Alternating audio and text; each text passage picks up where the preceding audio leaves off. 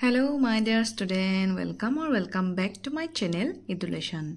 Moromor ছাত্ৰ ছাত্ৰী সকল, আজি মই তোমালোকক সপ্তম শ্ৰেণীৰ অসমীয়াৰ পাঠ নম্বৰ 6 নোকোৱাৰ পৰিণাম এই পাঠটোৰ প্ৰশ্ন উত্তৰখিনি দি দিবলৈ ওলাইছো। আশা কৰিছো তোমালোকে পাঠটো পঢ়ি চাইছা। পাঠটোত এখন বিদ্যালয়ৰ কিছু ছাত্ৰ ছাত্ৰী মিলি হিহঁতৰ সাংস্কৃতিক অনুষ্ঠান এখনৰ যোজা কৰিছিল। সাংস্কৃতিক অনুষ্ঠান চলি থকাৰ সময়তে হিহঁতৰে এজন বন্ধু মূৰ্ছা গৈছিল, মানে পৰি গৈছিল। হৈল নামৰ বন্ধু এজন পৰি গৈছিল। তেতিয়া সকলোৱে লৈ তাক ডাংকলাকৈ নি এটা কোঠালিত থৈ দিছিল আৰু চিকিৎসকক মাতি অনা হৈছিল তাক চাবলৈ। চিকিৎসকে তেতিয়া কৈছিল যে এইটো হঠাৎ হোৱা বেমাৰ নহয়, আগৰে পৰা হৈ আছিল, এইটো এটা মিৰ্গী ৰোগ যি নেকি মাক দেউতাকে সকলোৰে পৰা লুকাই ৰাখিছিল। গতিকে এই লুকাই ৰখা কথাটোক লৈয়ে পাঠটিৰ নাম দিয়া হৈছে যে নোকোৱাৰ পৰিণাম কি ভয়ানক। গতিকে সকলো কথা কিবা বেমাৰ আজাৰ হ'লে আমি যে লুকাই ৰাখিব নালাগে, ডক্টৰৰ লগত কনসাল্ট কৰি ভাল চিকিৎসা কৰিব লাগে আৰু সকলোৰে পৰা লুকাই ৰখাৰ কোনো প্ৰয়োজন নাই। গতিকে পাঠটোত এইখিনিয়ে কোৱা হৈছে, মই থুলমূলকৈ তোমালোকক কৈ দিলোঁ। আহাচোন প্ৰশ্ন উত্তৰখিনি আমি চাই লওঁ। প্ৰথম প্ৰশ্নটো আছে, হুনমিলি হৈলহঁতে কিয় বকুল ফুল বুটলিছিল? উত্তৰ হ'ব শ্ৰদ্ধা আৰু সম্ভাষণ জনাব বাবে। খ নম্বৰ প্ৰশ্ন, চোৱাচোন ফুলবোৰ কিমান সতেজ আৰু জীপাল, কথাষাৰি কোনে কাক কৈছিল? উত্তৰ হ'ব এই কথা মালতীয়ে হুনমিলিক কৈছিল। গ নম্বৰ প্ৰশ্ন, সাংস্কৃতিক অনুষ্ঠানৰ আৰম্ভণিত কোনটো গীত গাইছিল? উত্তৰ হ'ব শ্ৰী শ্ৰী মাধৱদেৱ বিৰচিত কৰা তেজৰে কমলাপতি। খ নম্বৰ প্ৰশ্ন, নাচি থাকোঁতে কোন মূৰ্ছা গৈছিল? উত্তৰ হ'ব নাচি থাকোঁতে হৈলবালা মূৰ্ছা গৈছিল।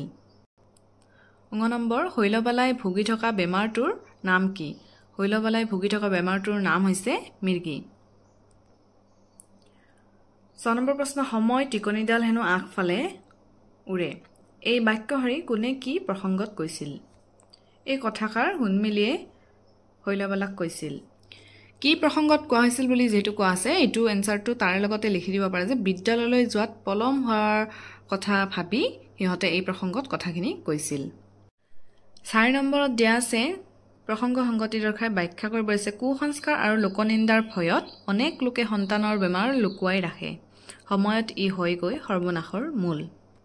যেহেতু প্ৰসংগ সংগতি লিখিব দিছে, তোমালোকে প্ৰথমতে লিখিব পাৰা যে উক্ত কথাষাৰি আমাৰ পাঠ্যপুথিৰ অন্তৰ্গত নোকোৱাৰ পৰিণাম নামৰ পাঠটিৰ পৰা লোৱা হৈছে। তাৰপিছত তোমালোকে লিখিবা, মাক বাপেকে নিজৰ সন্তানৰ বেমাৰ হ'লেও লুকুৱাই ৰাখে, কাৰণ কোনোবাই ছোৱালীজনীক বেমাৰী বুলি হাঁহিব পাৰে বুলি সংকোচ কৰি বোধ কৰোঁ মাক বাপেকে ছোৱালীজনীৰ উচিত ব্যৱস্থা নলয়।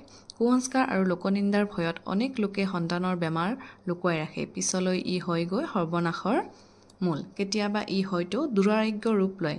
বহুতে কৈশোৰ কালৰ দৈহিক পৰিৱৰ্তন সম্পৰ্কে গুৰুত্ব নিদিয়ে, ফলত এনে পৰিস্থিতিৰ সম্ভাৱনাৰ সৃষ্টি হয়।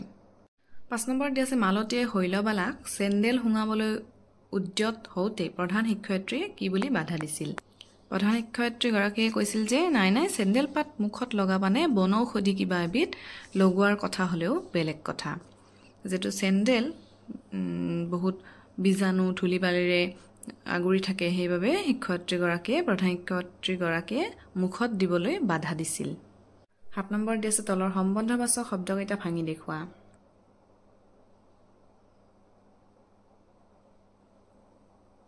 তাৰপিছত 8 নম্বৰত দি আছে শব্দবোৰ মিলাবলৈ দিছে। পাণ হ'ব খিলাইটো দিয়া আছে, বহী হ'ব খন, ল'ৰাটো, ছোৱালীজনী, মহিলা গৰাকী।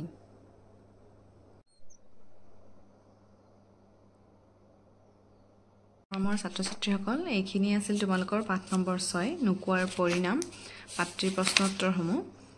আশা কৰিছোঁ তোমালোকে ভিডিঅ'টোৰ পৰা লাভান্বিত হ'বা। আকৌ এটি নতুন ভিডিঅ'ৰ সৈতে লগ পোৱাৰ আশাৰে আজিলৈ ইমানেই।